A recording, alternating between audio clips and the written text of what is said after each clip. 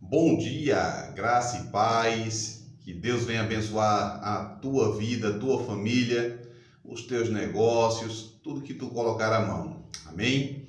O que é que eu aprendi hoje com Mateus? Capítulo 12, do verso 33 a 37, e o título aqui fala Árvores e os seus frutos. E vamos à leitura? Verso 33.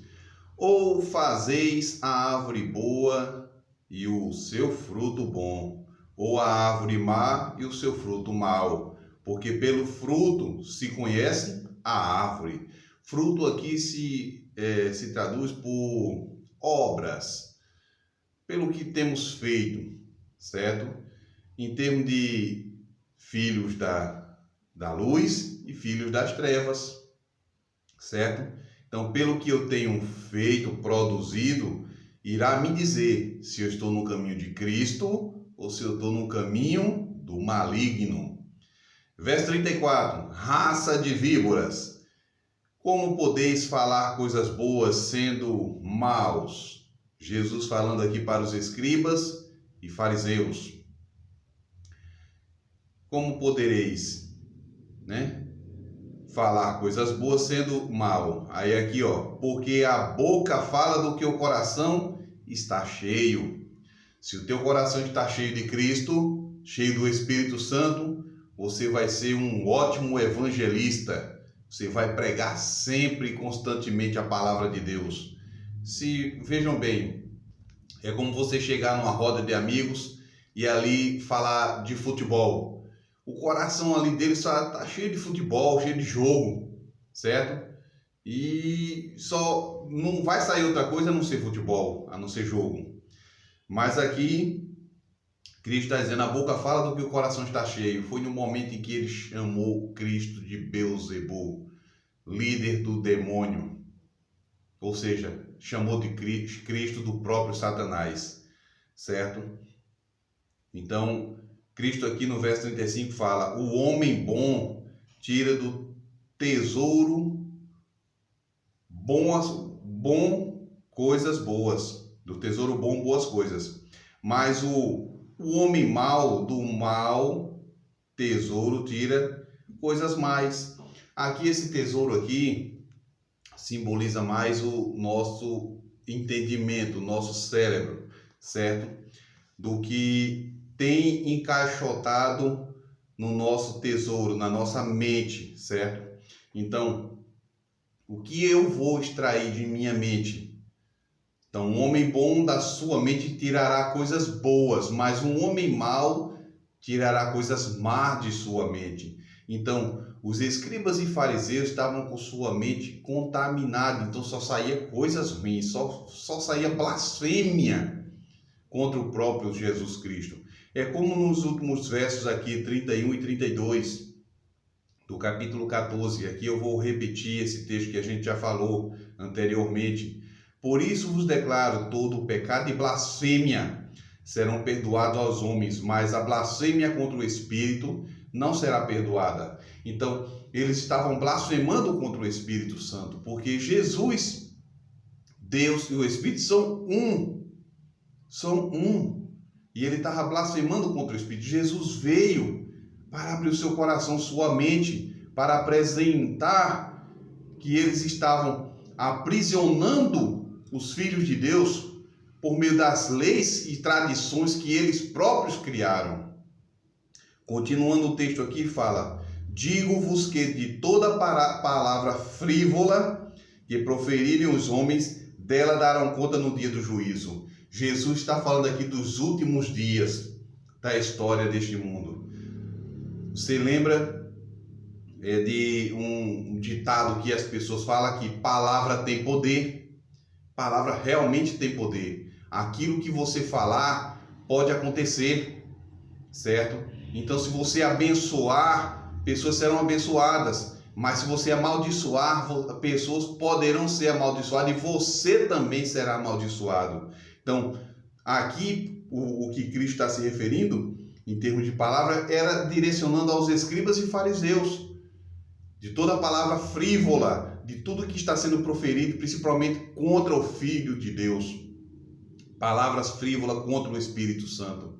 Então, no momento em que eles estavam proferindo desta maneira, eles estavam se lançando à perdição. E o verso 37 diz: porque pelas tuas palavras serás justificados, e pelas tuas palavras serás condenado. Meus queridos, é seríssimo.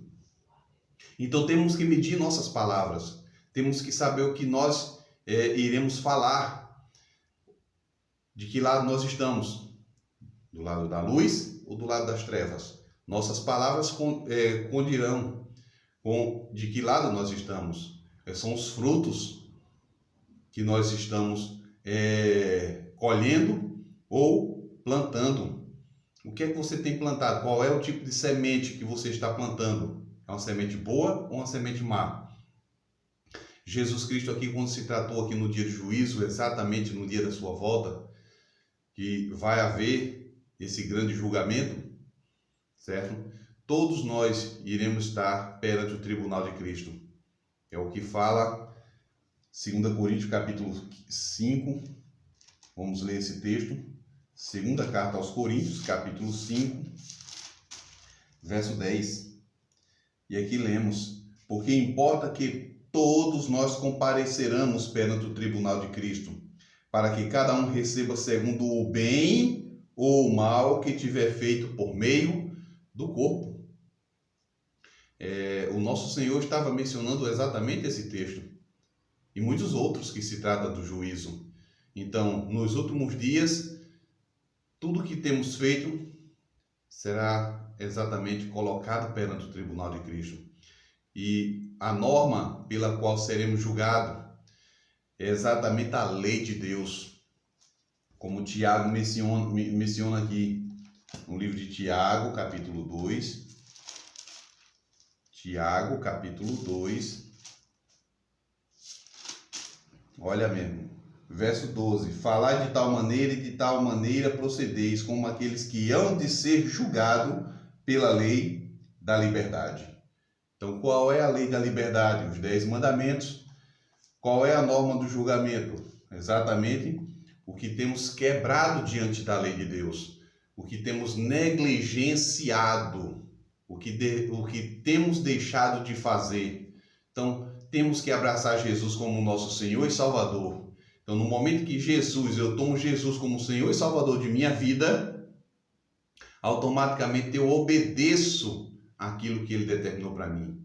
Então, a norma pela qual eu sou salvo é exatamente a obediência. Eu fui salvo por Cristo, então o resultado de uma pessoa salva é exatamente obediência. Então, se eu sou obediente à palavra de Deus, eu estou salvo em Cristo Jesus. Meus queridos, de que lado você está? Está obedecendo a palavra de Deus ou não? Está levando a sério o que assim diz o Senhor ou está deixando de lado algumas coisas porque outras pessoas têm dito que não é para guardar, não é para fazer, tem que se seguir dessa forma? Não siga o que os outros dizem, mas siga o que assim diz o Senhor. Faça a sua pesquisa própria na palavra de Deus e deixe o que os outros têm dito de lado, certo? Que Deus venha nos abençoar, que possamos abraçar Jesus, que Ele seja o nosso Salvador e que nós venhamos obedecer unicamente a Ele. Antes importa obedecer a Deus do que aos homens. Deus nos abençoe e tenhamos um ótimo dia na presença de Deus. Vamos juntos orar? Pai amado, querido, agradecidos te somos por tudo que tem feito em nossa vida. Ajuda-nos, Senhor, pois muitas vezes se torna difícil ser fiel e obediente à tua palavra. Mas em meio à nossa incredulidade, rogamos para que o teu Espírito Santo nos ajude a andar em teus caminhos. Perdoa nossos pecados, Senhor, e nos ajuda dia a dia. Derrama o teu Espírito e ajuda-nos em meio às nossas necessidades, pois somos fracos, falhos e débeis, mas carecidos somos do teu amor, carinho, poder e do teu Espírito. Em tuas mãos nos colocamos, agradecidos em nome de Jesus. Amém.